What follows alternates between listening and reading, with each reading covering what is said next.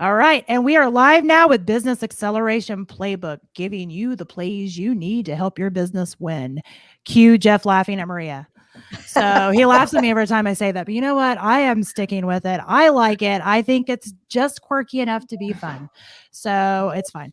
All right. So I'm Maria Daniels. We have Angela Buckley, Jeff Dwoskin. Ray Baxter hasn't joined us. I don't know if he's going to be able to make it today or not. But we do have our special guest, Tim Croll, with us today. So you can say hi to him. Hi, So Tim. Angela, Welcome. Angela, go ahead and introduce yourself, and then Jeff, go ahead and say your hellos, and then we'll go ahead and dive into the world. Oh, Tim. Great. So my name's Angela Buckley, and I work with Creatively Efficient, and I write a leadership series called Strength in Nature. I like to draw our lessons and analogies from plants, hiking, outdoors, trying to really draw that in. And my expertise is really in organizational leadership. I've been a change leader for 25 years in the manufacturing industry. So welcome. I'm excited to hear you today, Tim. I think we're going to connect on multiple levels. I'm Excellent. like, I knew you all would. I knew it. Speaking to my heart here, we've got a backpacking trip where we're going 5 days out in the wilderness. I've got 20 people that can go with me. Currently, it's filled up to 11. So there's still a slot if you want to go backpacking up along Lake Superior. Absolutely beautiful. So when? Second week of August. Oh, it's race season. We'll see. It's there. But it's yeah, beautiful. It's incredible. Yeah, I got pictures. Someday I'll share pictures with you because it's unbelievable. Okay, excellent. I'm looking forward to it. All right, Jeff, cue you. Cue me. Hi, everybody. I'm Jeff Dwoskin. I didn't realize I giggled at your intro, Maria, but I was actually giggling. You when do you called every me out time. on it, and I know, because you do it every time. I notice Every these time. things. You've made me self-conscious on it, but I do it. It's actually because I really like it. I like. I do. I like. That is it. It's a clever intro, and so it just that's my natural reaction. Anytime you giggle every time. I giggle. Okay. I'm a giggler. Right. Anyway, Jeff Dwoskin, founder of #Stampede. We help brands engage with fans and customers online in a unique way to help drive them from anonymous to non-anonymous. Like, you need to come up with a better word for that. It's double negative, so we're positive. Known. Right. So Known. you can get them into your CRM system and market to them outside of social media. So awesome. All right. And Tim, go ahead and introduce yourself. Tim Croll. I work with business growth strategies. Most people look at that and say, what the heck is that? So the easiest way for me to explain that is I basically run diagnostics on businesses. And by running those diagnostics, I kind of figure out where you're leaking oil or if the gas is getting to the machine, like what's going on with your business, and then we plug those leaks. So that's the easiest way for me to explain that. But I love working at the strategy level and then coming up with a plan to say, okay, this is how we can move forward. This is the action steps that we can implement to have more whatever that is you're looking for. Absolutely. And I love Tim. Me and Tim have decided that we're like pretty much the same person. So we talk all the time. And we're doing differences there, just in case you couldn't recognize. Just a few, but I mean, overall, we're a lot alike. We've had enough conversations. We're like, wow, okay, we think a lot alike. So Angela and Jeff are probably terrified now, but it is what it is. But yeah, I mean, Tim, I really excited to have you on because obviously we've had lots of chats and done, some different things together. And I love your outlook on things. And I love the way that you see things, not only because I just said we're a lot alike, because I actually just like it, but I like the way you teach on leadership too. And today, I know that was one of the things you were going to be talking on the leadership flywheel and all of that. And I'm just going to go ahead and let you dive in. And then the way we typically do that is we just ask questions as we go. But I know you're like me, you like to talk, so you'll probably do fine. So. But I like the questions and I like the interaction because it creates more of a reality of how people are receiving information. So I love that component of it. I am traveling, so this is not my normal setup. I'm getting confused on where my camera is. So if I'm not looking at you, it's because I forgot where my camera was. I was wondering if you're in a hotel room. I'm traveling, so it's kind of one of those things. It's like I love coming, and that's what makes our world so awesome right now is we can do our work and teach and be in places that we wouldn't normally be, but because of this beautiful internet connection, we get to share, and we get to have impact when we wouldn't normally have impact, right? When we're being locked down. So the first thing that I do when I start teaching and talking about leadership is it's truly amazing to me how there is nothing new under the sun, and how we have had 2,000 years plus of leadership training, and then somebody comes along and says, oh, I've got this brand new thing. I'm like, dude, you don't have a brand new thing. It's like, you don't. It's just, we've got years, centuries of time here where people have been teaching about leadership. And so what I like to do is put it into framework. So when I look at leadership, what is that framework component that's going to allow us to take all of the massive amount of knowledge and data and information that is available, put it into a framework so now we can actually apply it, use it, and then have success based on what that knowledge is. Because the main thing is we can have tons of knowledge but zero wisdom, because all of that knowledge doesn't get translated in that. Wisdom is that practical application of knowledge. And so that's where I like to use the leadership flywheel. And then I do use the word flywheel on purpose, because as you start to generate momentum, it creates more momentum, and you're constantly putting energy into this, and it's just moving faster and faster, getting you either up the hill or further along on your journey. And so that's the framework that I like to use. Again, keeping in mind, frankly, inside of the leadership growth flywheel, there's really nothing new. It's just taking those pieces, putting it in an outline form so that we can apply those to our businesses, apply those to our personal lives. So that's the general premise of which I work. So in the flywheel outline itself, there's two ways to apply this. First of all, we apply it internally. How does this work on our own lives? Second is, how do we apply it externally? In other words, how do we teach people how to go through this? How do we apply it to our either employees? Sometimes it's our families, sometimes it's community, nonprofit. How do we apply this externally? So it's internal and external. And then the last piece of the foundation for the flywheel is this, and this is absolutely critical. There's a considerable difference between a good leader and a great leader.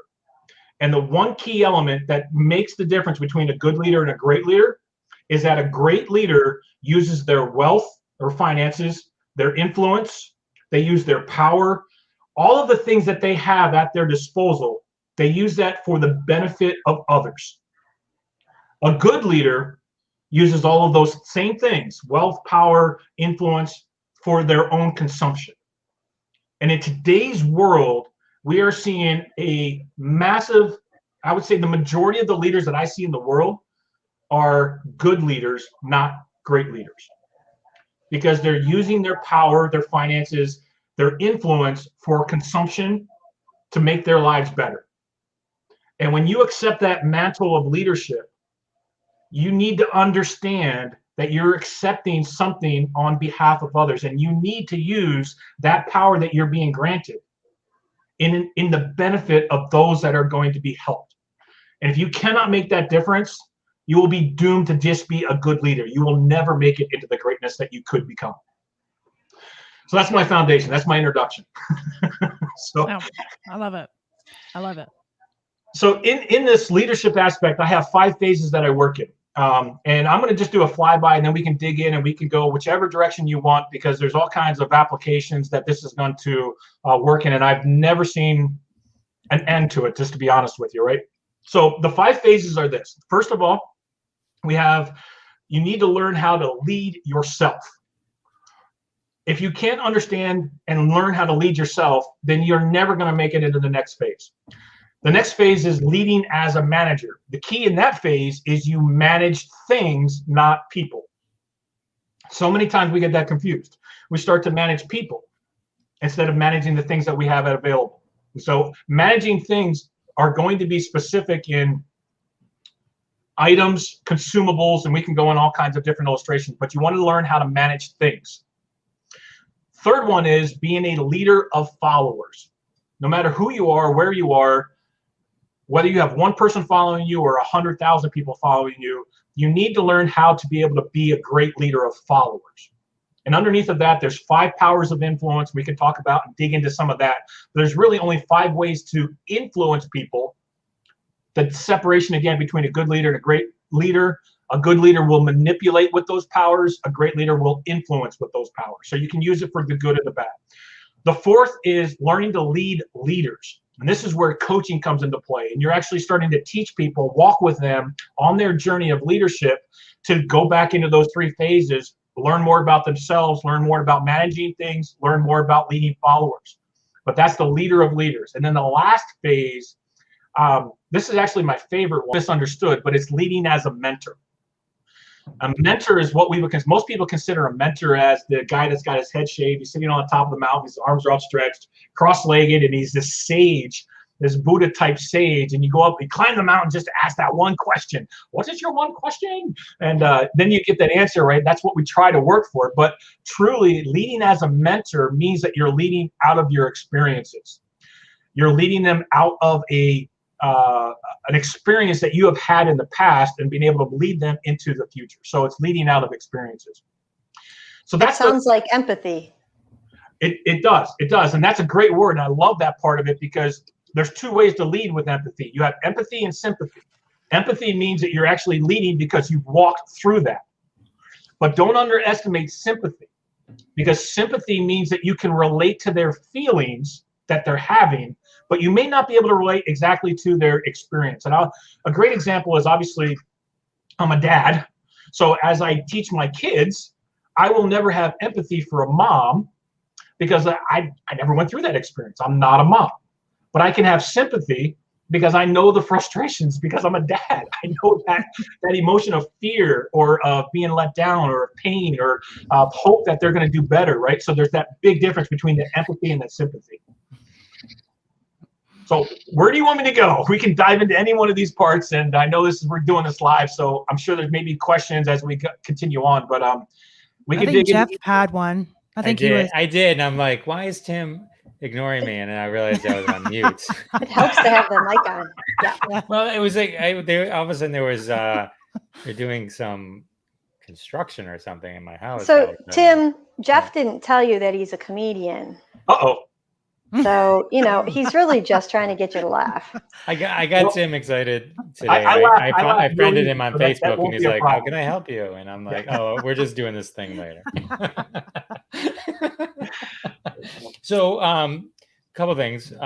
One is I apologize for whatever this thing on my nose is. I can't even see it. Well, I can see it. It's like my hair. See, it's like, woo! I don't know if I should do this or this. No, we didn't even notice. You're the one pointed it out. Now I'm looking extra hard. Now you can't not see it. Okay, here's my question. Or here's my. It would seem to me that the good leaders think they're great leaders. So how do you somebody either below them, or how do they break through that? Because they're probably not self-aware. Well, at that point, it goes to, I think Maxwell said this, you can lead a horse to water, but you can't make him drink. And so there's a whole ton of ego type things that come into play. And until they're completely disgusted with who they are, where they're at, they're never going to change. That's just a fact of life. And so I want to work with individuals and people, and this is where I really try to focus, is you have a pain point. There's something that you are disgusted with. That's what starts that process of change. But if you're not disgusted with the way that you are, you're never going to change that individual who thinks that they're a great leader. It's just not going to happen. Well, but if I'm a good leader, that's still a positive label, good, right? You're like, it's good enough.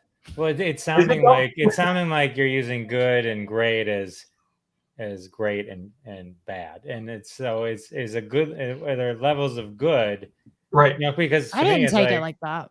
No, I took it, and correct me if I'm wrong, Tim. I don't know, but I took it as a good leader may be good at running his company, bringing in profits, going through all the steps for the company, but he hasn't extended it out to start to think about the bigger picture, the bigger why, like giving back, pay it forward type of thing. So I think that there is kind of like a crossover moment where, yes, profits are great. Running a great company is great, but there has to be more than that. I feel like when you, sorry. No, go ahead. That's what I took as the bad part, because it sounds like if you're working for somebody who's selfish, which is, I think, how it sounded like good was that's one of the main differences. Then that can't be a great place to work. I mean, unless you literally just go for your paycheck and go home and don't care. But maybe if you look at it from the perspective of, hey, I'm a good leader, or I'm a servant leader, where I'm really looking to grow the people in addition to the business, right? Like, obviously, as a leader and a business leader, you need to be able to grow the business part, but you also need to be able to grow and develop your people. If you don't have followers, you're then not really leading, you're just managing. So that transition from, I can get my people to do what needs to be done, to my people know what to do without me, right? Like, I think that's your beginning that beginning step between good and great. I personally want to be able to not come to work and still know that I can trust my team to get the work done that needs to be done. Yeah. I feel like that's like when you start saying, I didn't come to work to tell you what to do and micromanage. I came to work because I want to grow and I want you to grow, so that when I'm not here, you're able to fill that role. Like, I think maybe I don't know. Is that what you're trying to say? That's kind of how I hear it, Tim. Yeah, you guys are all pretty much right on track. Where I come at it from, the difference between the good and the great. Our society defines good, a good leader, somebody that can accomplish something. Unfortunately, our society also takes out morality. And so when we look at it from a perspective of, is somebody a good leader, that means that they have results. They were able to accomplish something. Doesn't matter what that thing was, whether it was a good or a bad thing. It just means that they were able to accomplish something. So to define the difference between somebody that's good and somebody that's great is we add this element of morality. And again, it comes down to the fact of, we are using all of the tools, all of the benefits, all of the influence that we have for the benefit of others. Now, frankly, we could actually dig back into history and look at a lot of different, and I'm going to use two from history. One, and if I'm glitching a little bit, Maria, just tell me, because I don't know. No, you're good. You're good. Okay, so one, we would consider Hitler to be a good leader. In that aspect, he was able to influence an entire nation and a group of individuals to do some very bad things. So he was good at what he did because he was able to accomplish something. On the other hand, we have somebody like Benjamin Franklin. Benjamin Franklin created the post office. He created libraries. He created, with all of his power and influence, that he could have just sat back on his heels after he retired from the printing industry. He could have just sat back and not done anything, but yet he chose to use his power, influence, and finances for the greater good of the community. So I would consider Benjamin Franklin to be a great leader because he used all of what he had for the benefit of others to accomplish things that were going to benefit others. And so that's how I would define the difference between good and great. You can find good leaders all across our nation, in companies, in all different areas. But then I sit back and I look at, what did their company actually accomplish?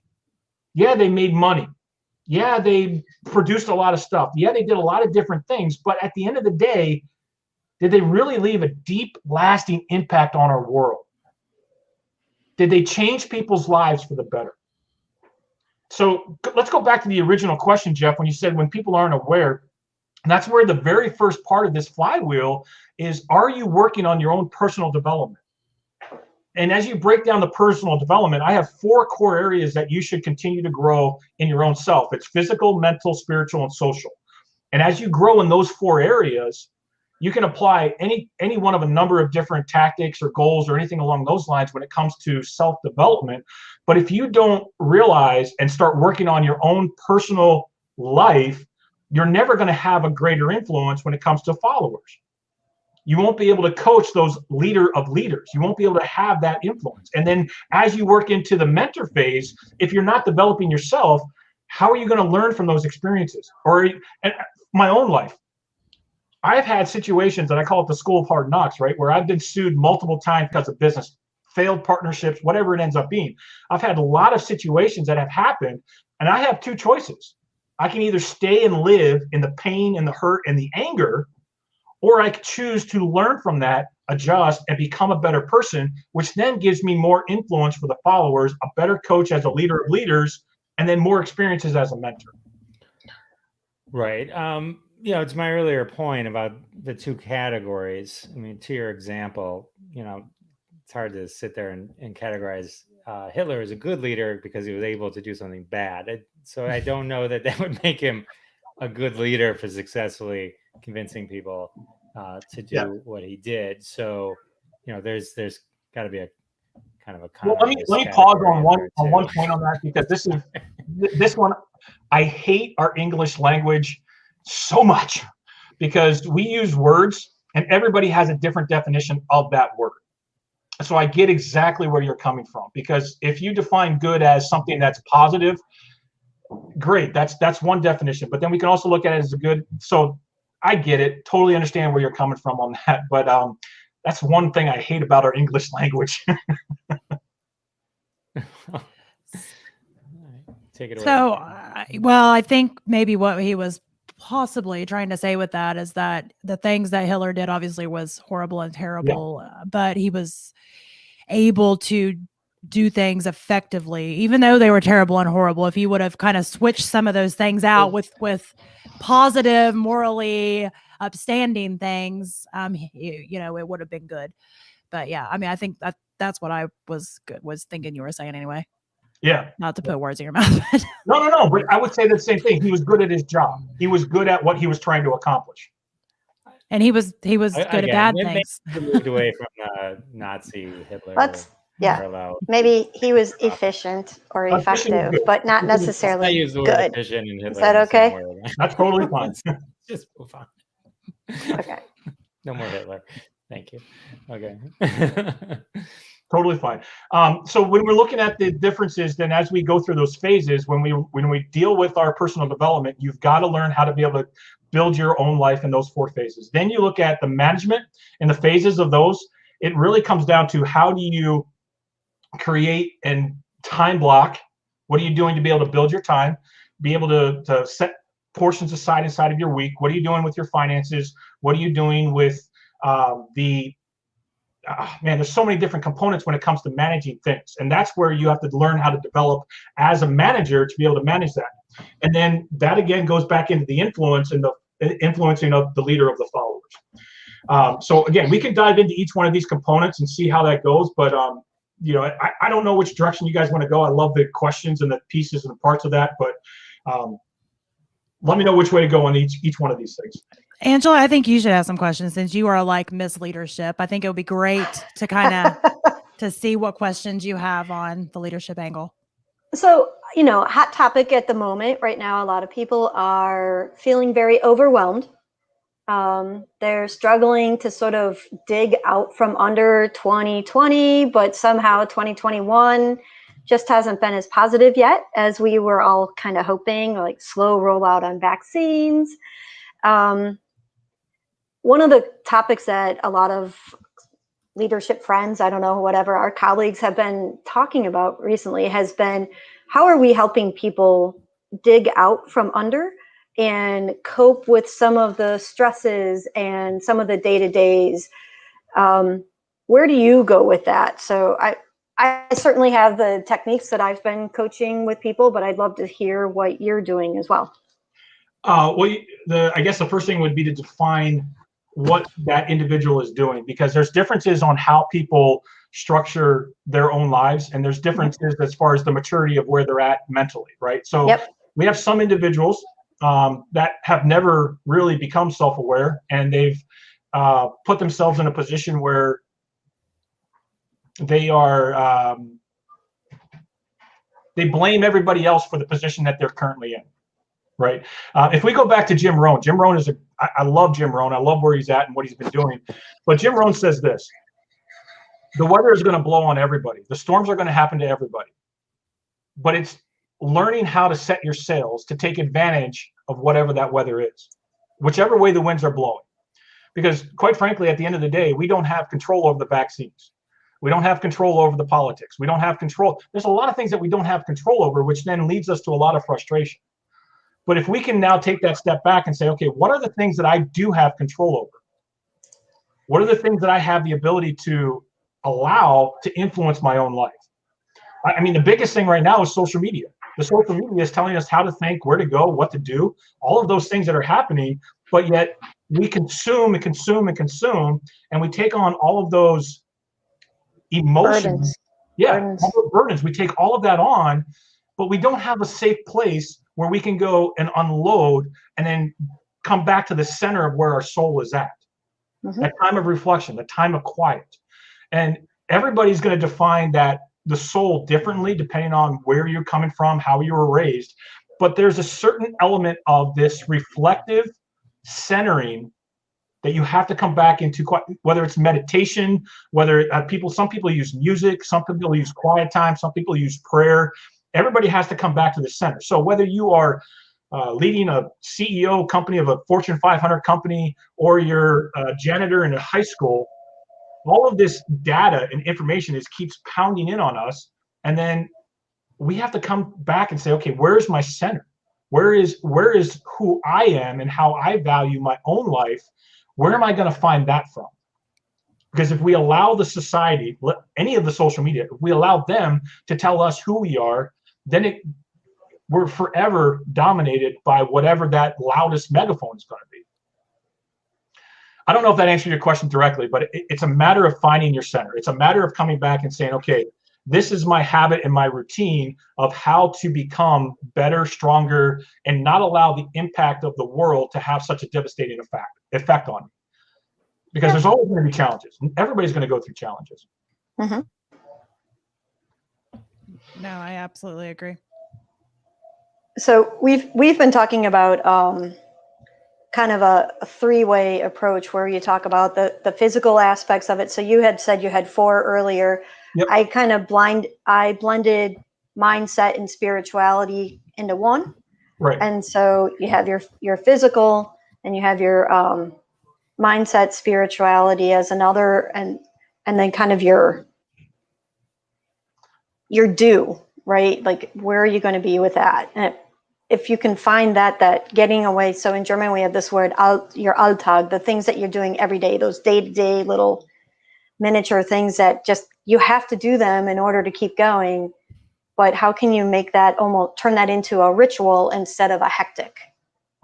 Absolutely. Right? Like, you have to sweep the floor. Is it something that's going to be hectic, or could you use this as a moment of reflection as you sweep the floor, right? Like if you've got kids or dogs or something, right, there's these things. I have to walk the dog.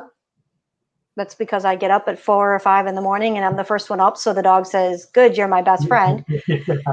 But it could either be, I have to walk the dog, or it could be, I'm going to enjoy that the stars are out this morning and the owl just flew by, and I'm going to take, like, it's the same thing. I'm walking outside, but can I take it to a moment of peace as opposed to a moment of hectic? Finding that, to find your center in the everyday. Yeah, 100% agree with you. Your attitude is going to affect how you approach any daily chore that you're going to have. And I couldn't agree more with that aspect, is finding the good inside of whatever those daily routines are. That is absolute key. The one I would say, if you want to take it one step further in the details of what you're doing, is it's an understanding of what activities drain and what activities drive you. So one of the challenges and one of the things that I use as far as in the workshop is to be able to actually take a look at and say, okay, every day you list out and you say, on this component, what I want you to do is be able to list all of the things that you found energy, all of the things that you were able to grow your own internal, whether it's your physical center or whatever. What are the things that you got up in the morning to say, yes, I'm excited about doing this. I'm really excited about doing this. And then on the other hand, you write down all of the things that drain your energy. And it's a simple thing. I would suggest doing it for 7 to 10 days. And then as you look at that, there are going to be some things on your drainer side that you're never going to be able to get rid of. And when I was doing this, I found I hate answering emails, but I have to answer emails. But it drains me. So I'm like, okay, well, let's set that and make sure that I'm doing that either early in the morning, or I put that in a time block and I only do it for a specific amount of time. So that way I'm not allowing that drainer to hit me all the way through the entire day, completely just making me completely upset with the rest of the day. So put those in blocks. And then the other thing is making sure, no matter what, that our drivers, that list of drivers is longer than the list of drainers. So that means whether you're delegating a task, delegating out some of the things, you always make sure your drivers are greater than the list of drainers. And that's one key element that I've noticed, especially with high functioning CEOs or entrepreneurs, is that we tend to allow the demands of our days to shift all of our activities into the things that drain us. And the easiest way for me to explain this is, as you're walking down this path to success, the path to success versus the path to a nervous breakdown is separated by a razor thin line. And that razor thin line is that you're always doing drainers. You're never putting energy back into it. So again, going back to those 4 key elements, which is your physical, are you taking care of your body, eating right, sleeping right? Spiritually, are you taking care of your soul? Mentally, are you continuing to put positive information into your mind, grow your wisdom and your knowledge? And then socially, how are you interacting with people, whether it's digitally or physically? How are you interacting with everybody? So that's kind of go ahead, Jeff. We used to look at it as the 4 quadrants. That's kind of like what you're right. You know, you got crises and emergencies, you got prevention, planning, improvement. I think is where you want to be. Then you got interrupting things, and then time wasters like water cooler talk, which I enjoy that. But they, but yeah, that's kind of what you're saying. So you it's a fight against the 3 competing quadrants to what you need to focus on to actually make your day productive. Do you believe in or not believe in? Do you use or recommend like virtual assistants or anything like that? Like I've worked with people that just felt they were above email communication, talking, anything that didn't service the one person above them. I don't mean God. I mean whoever they report to is all they cared about. The way you said sounded spiritual, wasn't meant. I'm fine with whichever direction you want to go. Because everybody has some spiritual, so it's all good. So anyway. So what was the core of the question though? Because I didn't quite catch the core. I didn't either. The core of the question is how do you balance and fight off the interruptions, the time wasters, the time sucks, the things that don't move you forward? Right. So so we talked about the English language. This is one of the words that comes out all the time. The way that you fight against this is discipline. And to me, growing up, discipline is a bad word. Like discipline is all about we're being punished for something that we did, whether we knew it was right or wrong, right? But that's not really truly the good root word of discipline. The good root word of discipline is all about honing your skills, right? So honing the ability to become a master at whatever it is that you're doing, right? So as we work into the ability to discipline our time, it's how do we hone those skills to be a better manager of our time? And then how do we become a better manager of our priorities? And so as we learn that discipline, as we practice those discipline, that gives us so it really truly comes down to that very first step. How do we take that first step? Because there's always going to be those competing times, and there's always going to be that distraction. There's always going to be all kinds of stuff that's going on. But at the end of the day, it's that first step, learning how to slowly discipline yourselves, and then holding yourself accountable to somebody that you're really, that you have a good, solid relationship with, that you can say, okay, this is what I'm accomplishing, this is what I'm trying to do, and that accountability to our disciplines gives us the ability to be able to accomplish and separate out and not get us distracted. Although I still get distracted all the time, just to be totally transparent with you all. I struggle with it all the time. I think many people do. And I think you mentioned earlier just about, being an entrepreneur or a business owner or whatever the case may be, you're wearing so many hats. And, so a lot of times, especially at the very beginning, when you're a smaller business or just starting out, it's necessary that you're wearing multiple hats, but you can get distracted and end up, kind of falling into these time wasters or these things that are kind of like sucking you dry of your energy. And, I tell people all the time, really to focus on the needle mover. So like, look at your business as a whole, because you're not going to be able to do all the things. You can't do all the things. It'd be great. If you have an endless budget and endless amount of time, fine, do all the things. But I don't know an entrepreneur or a business owner that does have an endless budget. So look at, where's the money coming now? What's getting you the most traction, and focus on that. And I think that's, overview of what you're saying on a lot of that. And it does take discipline. To me, I know I used to have the kind of the understanding that discipline was punishment the way I grew up, but it's actually teaching. Yeah. Discipline is teaching, so we're teaching, and in this instance, we're teaching ourselves to, okay, well, let's focus on this. And you mentioned like a bundling or I call it batching. I do utilize batching. I have self-diagnosed ADHD. And if I don't batch myself, I will get distracted with all the things that it's completely a time waster. And next thing you know, 2 hours have gone by and I have nothing done. So I have to batch myself. Yeah. Yeah, 100%. And then it's amazing too, as we look at these things, what I have found, and this goes back into becoming the leader of leaders.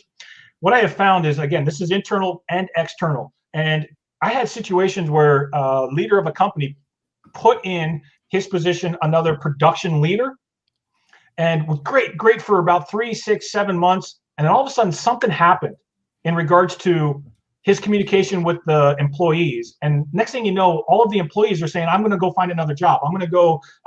And the owner of the company is like, what the heck happened here? And then as he started to dig in, again, using that framework of the self-development and so on, as you dig into that, what he found was the individual was going through a divorce or a really bad breakup, which was then having a direct impact on how he was leading followers. So his communication started to fail. The way that he was interacting with people was in ways that were just very authoritarian, very directive, very you get this done or else kind of a way. And then he had to use his coaching ability to be able to say, now, was that most effective? But then coming back to it, and this is where it's really important, is what he was able to do with diagnose with the framework is he was failing in the leader of followers because the self was a wreck. Same thing with the management. Sometimes we start to fail in our influence of others because our time management is a wreck. We haven't blocked things off, or we haven't put a schedule, or we don't have the right priorities in place. And that includes our family, right? That there's no way, and so many people use this term, like I'm going to balance my family and my business. And I personally believe that's a false narrative, and it's impossible to ever balance things perfectly. But at the end of the day, you have to have priorities and know where you need to dedicate your time. What is the demand? Is it something that's a crisis that's going on inside of your company? Or is there a health issue? Is there a death? Is there something that people need you in your family? And that's where you have to look at the management of things to be able to adjust your time based on those priorities, based on who is most important to you. Absolutely. And I think prioritizing things can be kind of a challenge. And I like work-life balance thing is one of my pet peeves. I talk on that all the time. Just about, because it's like, I mean, I remember chasing that idea of work-life balance, and it's just that is a false narrative, like you said. So I do have a question. When you mentioned just about dealing with leaders that are going through hard times, what, if obviously divorce, death, there's lots of things that can go on in your personal life that makes you, at that moment at least, not a great, effective leader. Are there certain things to have in place where you can kind of avoid the downfall from just the chaos that happens in life? Yeah, I call them check engine lights. Because I notice in my own internal, and I think actually, Jeff, you're the one who referred to this as far as, kind of things just feel like they're going way out of control, right? So there's certain things in my life that I put in place that are my check engine lights. And I know that my energy is draining in that area because either I'm emotionally attached to it and I'm just dragging down, and it's just so hard for me to handle. And Angela, you even said the same thing. Now that we're kind of going through a lot of the circumstances, society is putting all of these restrictions. I mean, it's weighing on us, right? That weight, that drain has impact in the way that I act and the way that I do and how things come out. So my check engine lights are, number one, well, maybe I should go back, because the way I found my check engine lights were, I was completely drained and about ready to break. And my breaking point was when I came back home after I had gone through the winter, our fourth quarter as e-com, fourth quarter, busiest time of the year for anybody that's in e-com selling products. It's the busiest thing. It's the most stressful. Then you add holidays, family obligations on top of that. All these things are going on. We took a trip to my parents in Pennsylvania. They had a backed up drain. We had 3 inches of water in the basements. I didn't sleep at all. Then we took a 12-hour trip back into Michigan. I was drained physically, emotionally, mentally. I was at zero on all of my tanks. driving into the driveway, our garage door falls and breaks, and I cannot get our garage door open. And that was my breaking point. And I started going all MMA on the garage door, just beating it, throwing the fists and elbows and kicking it. And in the back of my mind, I mean, like the only thing I could think of was I have got to get through this door. Meanwhile, my wife, my 3 kids are all sitting in the van behind me like, who is this monster? I have never seen this guy ever. It was because I was broken. I was at that point of being at completely zero, and I couldn't think. I couldn't comprehend. I couldn't think creatively. I couldn't come up with other solutions. It was just, I've got to get through this door. No matter how unrealistic it was, I have got to get through this door. And that was my point in time. I was like, okay, Jeff, we talked about, I got disgusted because I don't ever want to be in this position again. I don't want to be like this in front of my parents or in front of my wife or in front of my kids and them looking up to me as a dad. I don't want to be in this position ever again. So I was disgusted, which led me on the journey to be able to say, what are my check engine lights? And so when I found my check engine lights, I'm looking at this and saying, okay, when I start to get impatient with my kids, I start to snap at my wife, I start to become completely frustrated with whatever I'm doing in business, I cannot think creatively of a solution. Those are all signs, my check engine lights, that I am reaching that breaking point. And I've got to come back to what we just talked about earlier. I've got to find my center. I've got to start either going on a hike on a mountain trail. I've got to spend time with my kids. I've got to go on a date with my wife. I've got to come back to my center. Tim, I'm surprised that's the first time you have ever melted down like that. Have you never taken the family to Disney World? Well, I have a lot of stamina, maybe. I don't know. But there was a lot of other things that were going on in the background that I can't. I mean, dude, we would be here for hours trying to tell the entire story. But that was the first time that I really broke down. And maybe it wasn't probably the first time I broke down. It was the first time that I realized that, and it made lots of circumstances, but my kids were old enough to understand what was going on. And I think that's what really left that impression on me, is the fact I turned around and that little alarm going on in the back of the head, and you turn around, you see your kids and like their mouths are dropped, like, who is this guy? And I think that's what left the impact. It was like, it would just hit you hard. We've all Tim, do you read J. Parker Palmer? What's the name of the book? Maybe. He has a series of books. He writes on servant leadership. And yeah, I've read a lot. Is he the one that wrote The Servant? Is that the individual? Now you're going to make me Google. So there's a really awesome book on servant leadership that I love. It's called The Servant, and I don't remember the name of the author. Are you sure that's not Greenleaf? No, Robert Greenleaf is he wrote Servant Leadership. He was the guy from AT&T, and it's considered the father of servant leadership. But exactly. Yeah, but I mean, I don't know. I think Jesus was the first servant leader, flat out. I mean, that's 2,000 years ago. There's so much stuff that he did that was so powerful. Anyway, so that's just, I'm like, Robert Greenleaf is not really the father of servant leadership. I think Jesus is, but that's just me. I mean, so Parker's really bigger one is called The Hidden Wholeness. And he also, so he's sort of like, I don't know, let's say Greenleaf disciple, right? Okay. But one of the check lights, to use your analogy, that he often had was his wife. And he said if he ever kind of got a little bit snarky, she's like, might be time to go on a retreat. Yep. And it was telling to me, because he writes all these, peaceful and wholesome and everything. And then his wife's like, time for you to take a break. And so clearly they had their strong communication. So sometimes that check engine light doesn't have to be yourself. You can 100%. Work with all the people around you and let them say, hey, some feedback sometimes is a good thing, right? Like, you're getting tired here, you're hangry, someone walks in and hands you a bottle of water in the middle of a meeting. Might be a little bit of an indicator that you need to calm it down for a second, right? Like 100%. having that support structure is also really important, I think.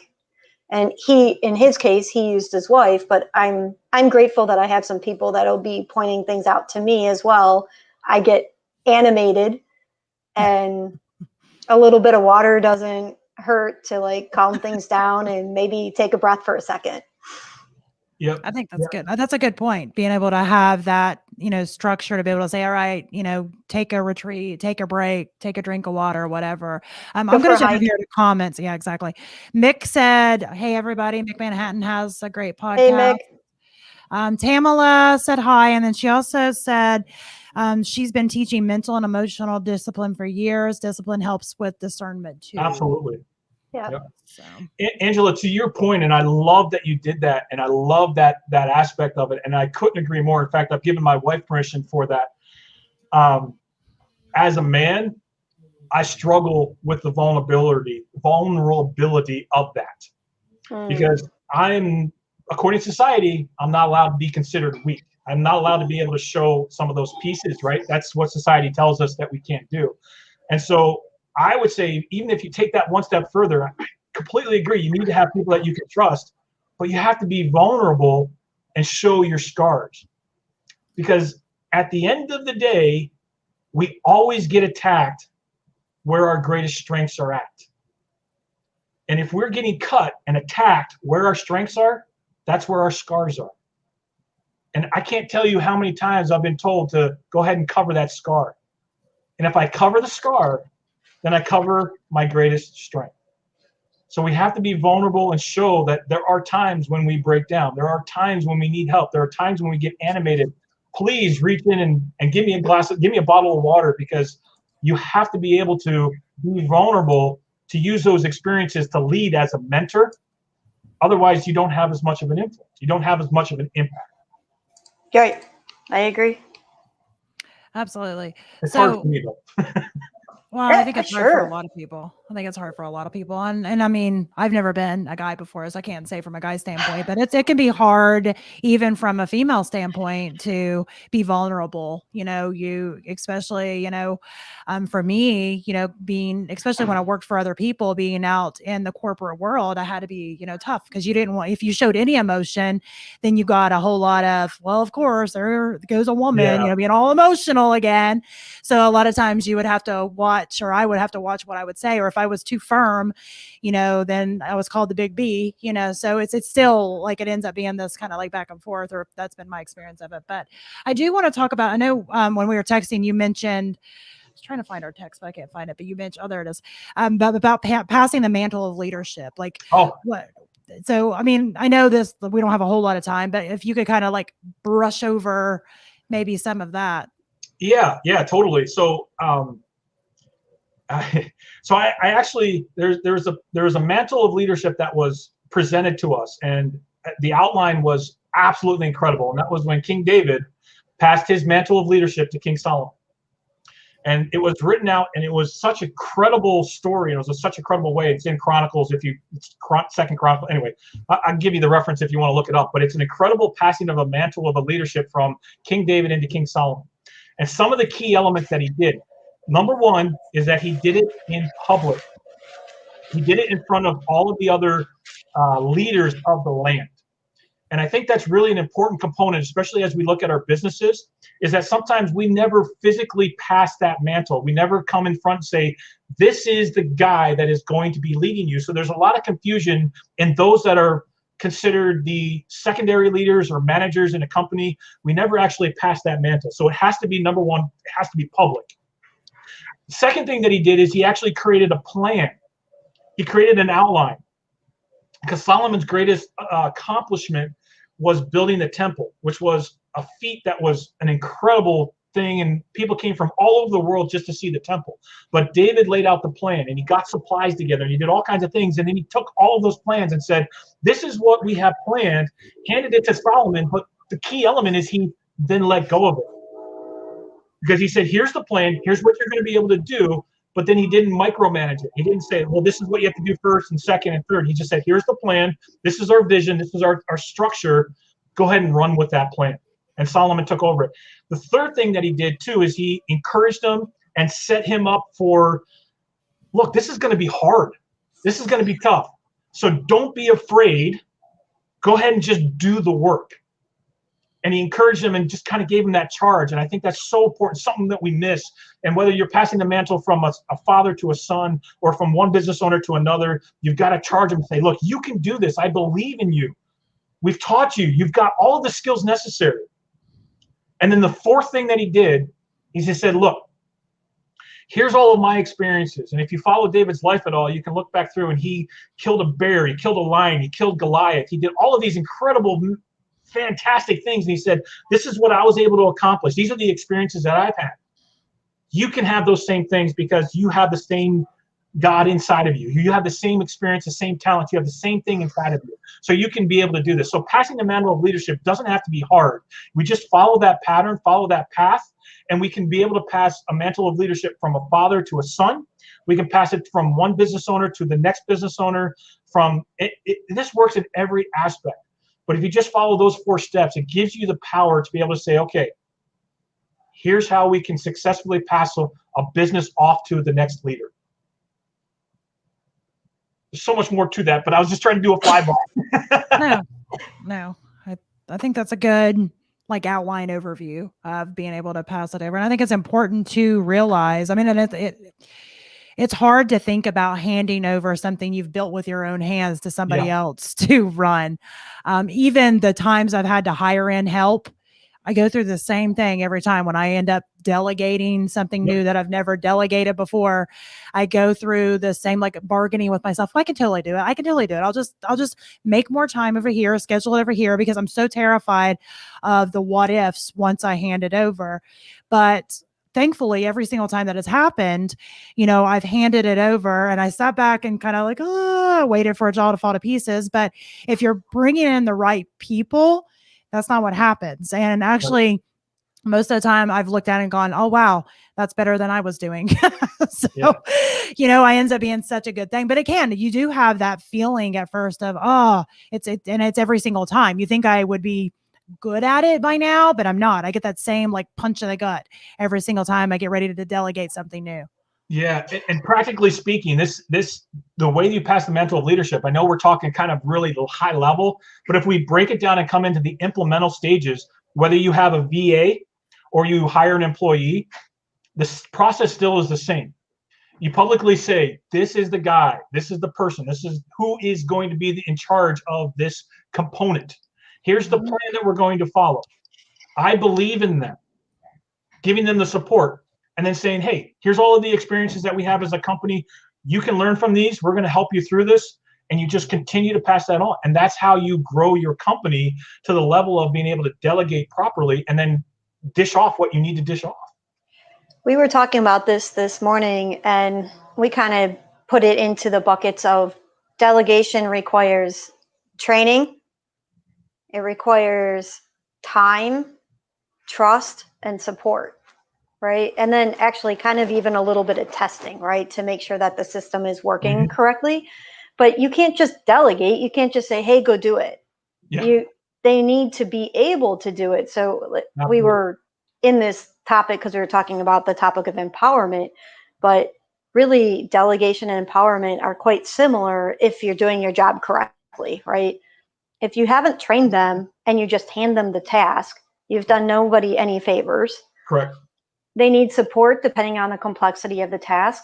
Sometimes you need some time and some testing. Learning is an iterative process. And I think it's difficult when we get into business and our resources are very tight. I want to tell you once and expect you to do it, but that's not how I learned, right? So I come back to all the time, how long did it take you to convince your kid to tie his shoes? First, we had to learn how to tie the shoe. Then we actually had to say, tie the shoe. Now that you know how, are you actually going to do it? And it took years of iterations, right, to get your kid to tie the shoes. Yep. So we talk about the what, the how, and the why. When you talk about training, the what, okay, a kid can tie his shoe by the time he's probably 5, and in average, right? But I'm telling you, my kid's 13, and I'm still saying, Aiden, tie your shoes. I have an 18-year-old. I still tell them to tie shoes. Exactly. My kids just start wearing Crocs. They gave up on life, I guess. They just start wearing Crocs. It's just whatever. Bring back the 80s with the Velcro strips. You're muted again, Jeff. Yeah, so your quirkiness was lost upon us. Oh, no. So But I mean, I think it really matters. Like we talk about these different elements, that training doesn't happen overnight. Delegation doesn't happen successfully overnight. Correct. And so if you're trying to, you have to put time on your calendar to truly do a good job to delegate.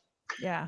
And that comes from where I look, like I said, the leader of leaders is part of coaching, and a coach walks with those individuals. So they're there during practice, they're there during the game day, they're there during the aftertime, through the failures, through the successes, through all of that.